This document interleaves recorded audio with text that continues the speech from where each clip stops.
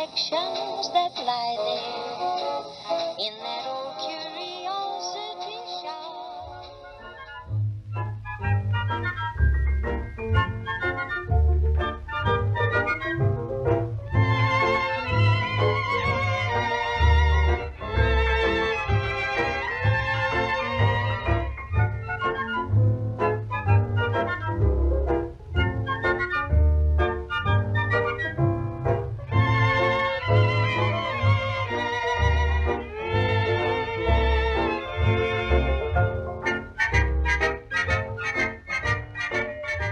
Well, hi everyone, I'm Scott from the Old Curiosity Shop, and I'm back with another kitchen counter thrift haul.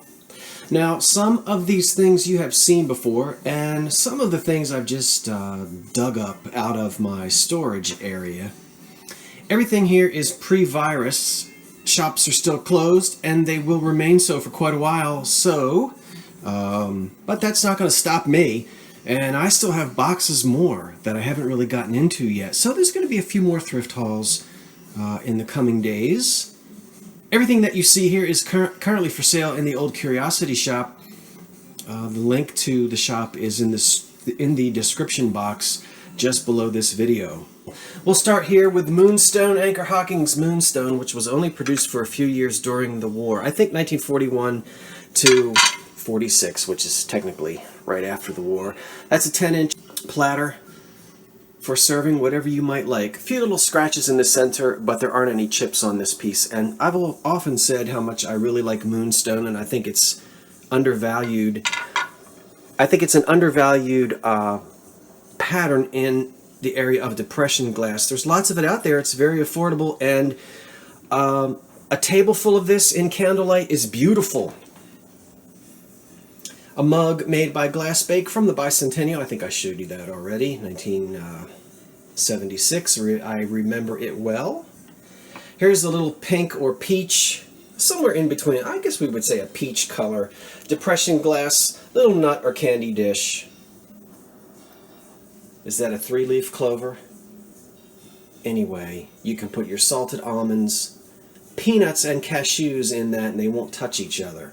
Nice little depression piece there. It's a pretty piece of glass. I thought that it might fluoresce, but it doesn't. It kind of has that look, but there's no uranium in it.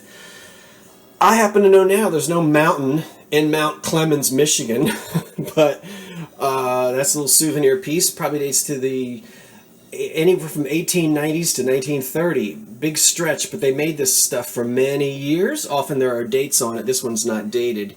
And it's just this flashed on ruby color, and then there's it's gilded at the top, and that's actually a silver overlay, not an etching on the Mount Clemens, Michigan there. Sometimes these are etched, you know, from Atlantic City, Mildred, 1909, or Boise, Idaho, Uncle Fred, 1880. Little tumbler there. Anybody from Michigan? While we're on the ruby flashed, here's an English piece right here. I think it's mid-century, meaning 40s, 50s, or 60s. And it does come out of that silver-plated cradle that it's in. I'm not going to try to take it out. It's also a flashed-on ruby color onto the clear glass, pressed glass. And it is marked. It has English hallmarks on it, and it is silver plate. Let's see if I can show you it's heavy. Let's get it turned upside down here. Where is it? It's probably going to be upside down, and this is not easy to do with one hand. Okay, we're not. It is upside down. Well, let's turn it the right way around and give it a try again. I don't have a free hand, so I can't press the button to get it to focus. Where is it? Okay. You're misbehaving today. That's quite alright. If you go on my website, my eBay site, you'll be able to see clearly the marks there on it. And this is in good condition. There's no problems with this. What could you do with it? All kinds of stuff. Put candlesticks beside it, put it on your dining room table, on a mantle, on a buffet. It's a nice piece. You did see the humidor a while back, because that was the mystery item where I was asking everybody, what is it? Is it a biscuit jar, cookie jar? Of course, it's a tobacco humidor. You could use it for whatever you'd like today. That little spot in the top is where you would either stick a sponge, a dampened sponge, or a little dampened piece of cloth. I think I told you my grandfather used to put apple slices in his tobacco to keep it moist and smelling good. And this is a Nippon, let's see, is it, alright, let's do this the right way. Yeah, hand-painted Nippon. That dates it prior to 1921. And not before 1890. It probably dates to about 1910 or 1915. It's very beautifully painted. I love this lid. It's a little tobacco stained on the inside, but I didn't really attempt to do a whole lot of heavy washing to it or on it. Pretty scenery, don't you think? I think there's one tiny, right there, one little alley, which you don't really see too terribly from the top, but just on that back rim. So that's lovely. Here's a teapot, which is also Japanese, or made in Japan. Take the top off and let you see it. Okay, that's a 1920s or 30s mark for made in Japan, and it's lusterware with some hand-painted flowers and a bird. And then there's the lid. It's always nice to have that little safety feature there that keeps the lid from falling off. And no chips right here. Usually teapots, if they're ever going to be chipped, it's usually going to be on the spout, but this one is great. I like it from this side.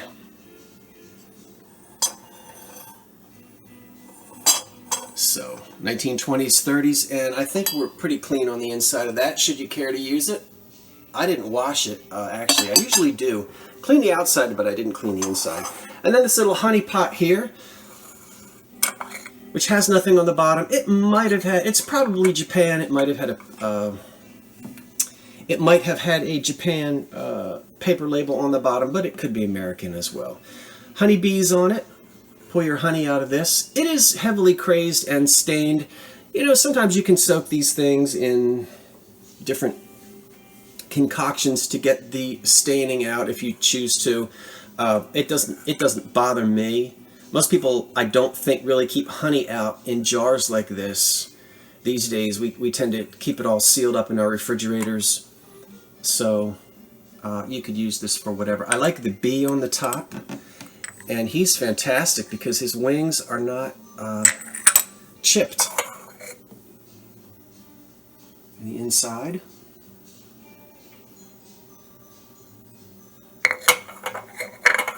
Okay, put the lid back on that. That's really cute. And then finally back here is the wonderful piece of Czechoslovakian art glass, which really has, I was saying smoked, but when I get it in certain light, I really see a hint of amethyst to it. You probably can see that as well. You can definitely see it if you take a look at the pictures that I have on my eBay site.